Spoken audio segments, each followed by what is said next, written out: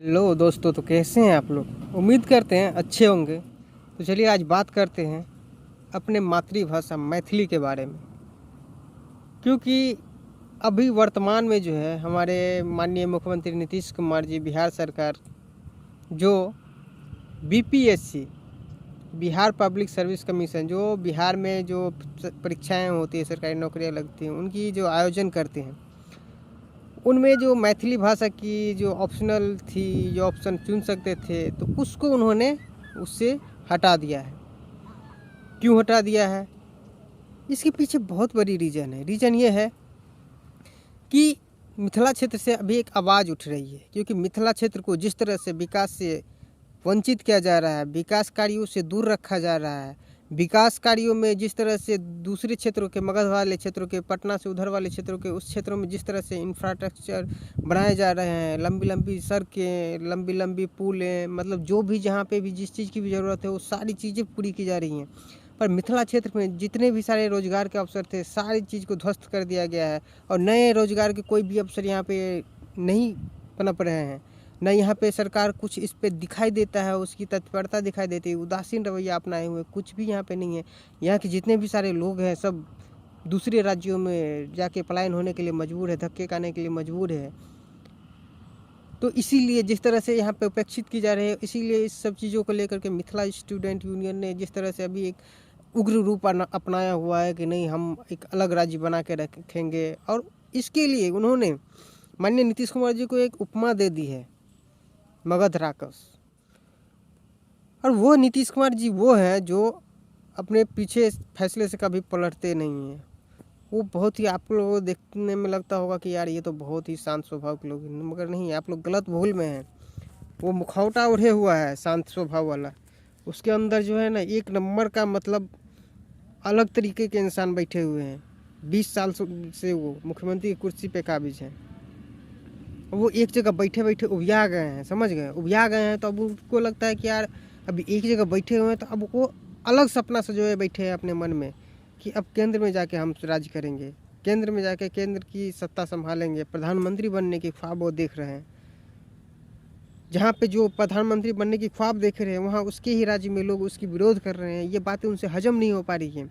तो उसका बदला लेने के लिए, मिथिला राज्य की मांग को जिस तरह से ये लोग उठा रहे हैं, उसको उस चीज़ से बदला लेने के लिए उन्हें मैथिली भाषा के साथ इस तरह से दुर्व्यवहार किया है। आप लोगों को मालूम होगा कि बिहार की एकमात्र मैथिली भाषा है जिसे संविधान के 8वीं अनुसूची में जगह दी गई है, जो यूपीएससी परीक्षाओं में इस्तेमाल होता है। और यूपीएससी मतलब जानबे करते हैं, यूनियन पब्लिक सर्विस कमीशन, जो सरकारी नौकरियों का, बहुत सारी नौकरियों का परीक्षा को आयोजन करती है, जिस परीक्षा में पास होने के बाद लोग आईएएस आईपीएस जैसे बड़े बड़े अफसर बनते हैं।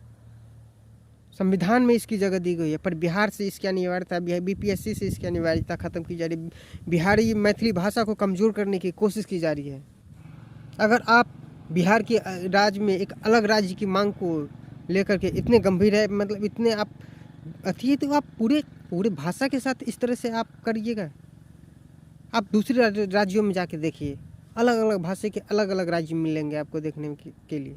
दूसरे राज्यों में चले जाइए, गुजरात में चले जाइए, कर्नाटका में चले जाइए, केरल में चले जाइए, अलग अलग राज्य में चले जाइए, वहाँ पे उनकी भाषाएं जो है ना प्रमुखता से उपयोग होती है।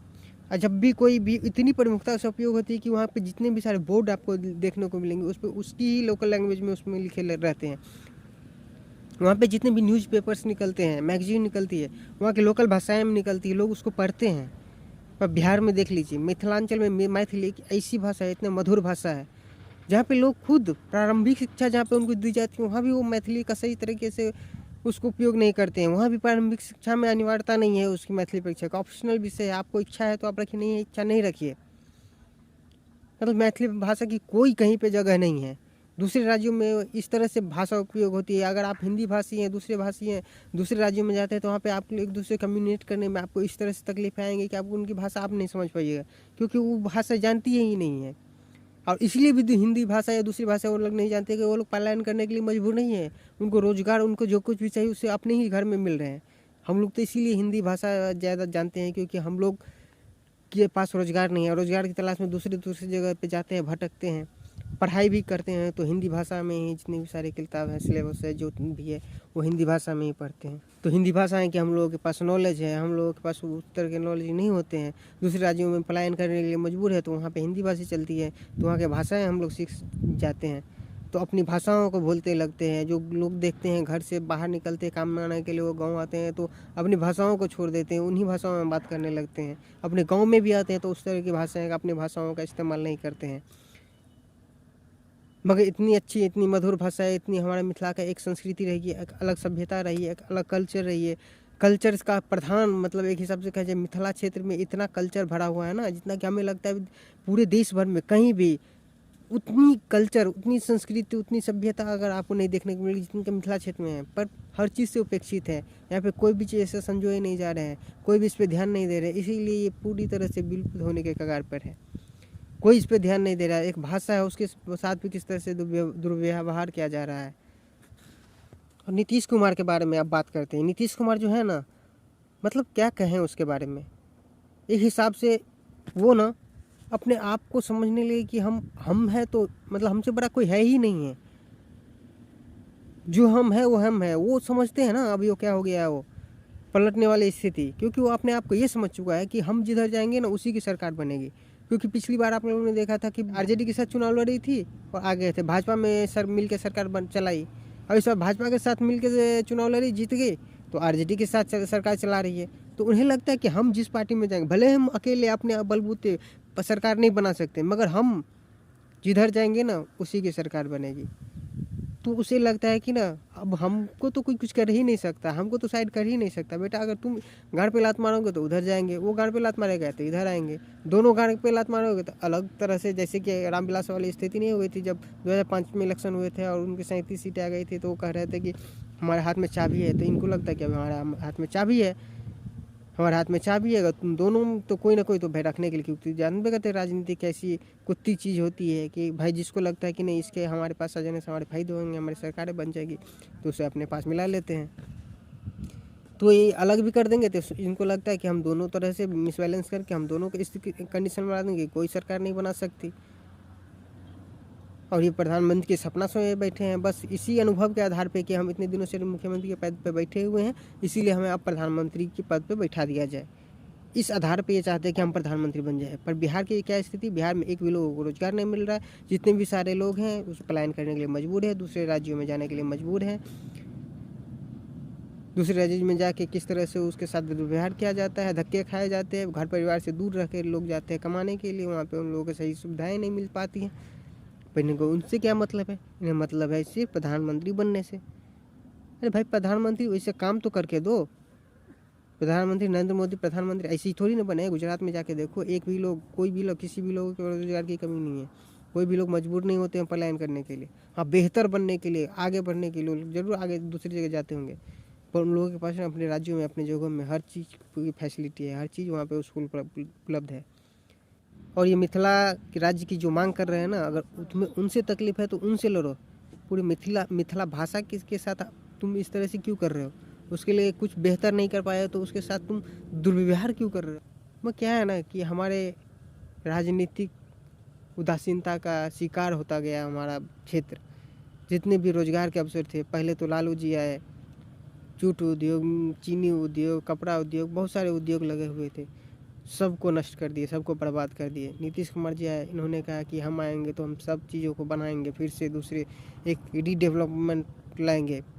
इनके आए हुए इतने दिन हो गए, अभी तक कुछ हो नहीं पाया। जितने भी सारे चीनी मिल सब थे जिसके उसके भंगार पड़े हुए थे, सबको नीलामी कर दिए। उन लोगों ने आया, उनके जितने भी कचरे थे उठा के ले गए, करोड़ों कमाए, छोड़ दिए बैरिकेटिंग करके, कैप्चर कर लिए उन जगहों को, छोड़ दिए, कुछ नहीं कर रहे हैं।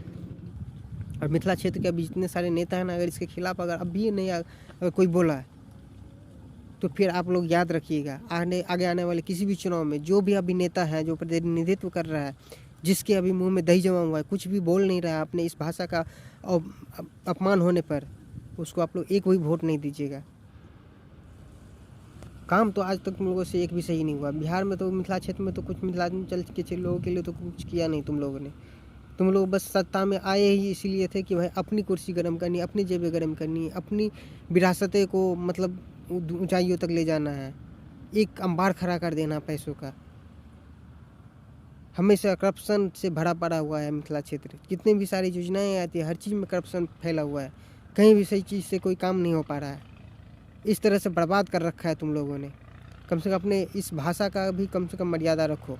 अपनी भाषा का साथ, तुम्हारे मातृभाषा में तुम्हारे माँ के साथ दुर्व्यवहार किया जा रहा है, ये बात समझो। तुम अपने जहन में डालो कि तुम्हारे माँ के साथ दुर्व्यवहार किया जा रहा है। तुम मुँह देख रहे हो खड़े होकर के? क्या इतना ज़मीन मर चुका है तुम लोगों का?